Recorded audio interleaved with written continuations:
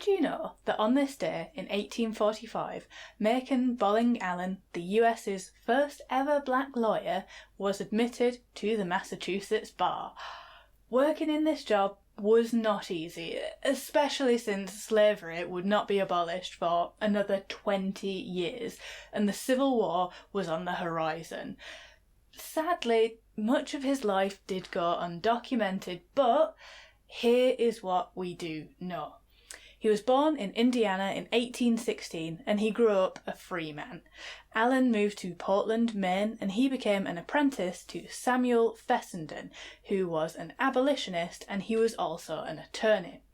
Allen's initial application to be admitted to the bar was denied because he wasn't considered a citizen because he was of African descent.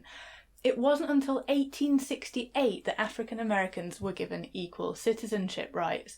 So, because of this, he had to pass an exam instead, which he absolutely did on the 3rd of July 1844, making him the first practicing African American lawyer. The exam board were not happy about it, but they also didn't deny him his credentials. Unfortunately though, the area that he was based in was extremely white, which meant that he struggled to get work. So he had to move to Boston, where he was admitted to the bar on this day in 1845. He had to walk 50 miles to the exam because he couldn't afford transport to get there.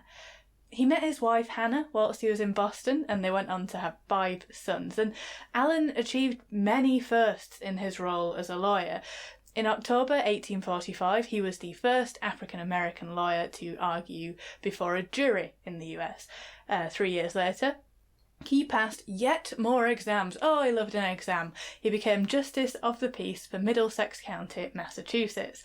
And this made him one of the first African-Americans to hold a judicial position. Following the end of the Civil War, he then moved to Charleston in South Carolina, and along with William Whipper and Robert Elliott, he founded the first African-American law firm. In 1873, he then became a judge in the Inferior Court at Charleston, and in 1874, he was elected judge for probate in Charleston County, South Carolina.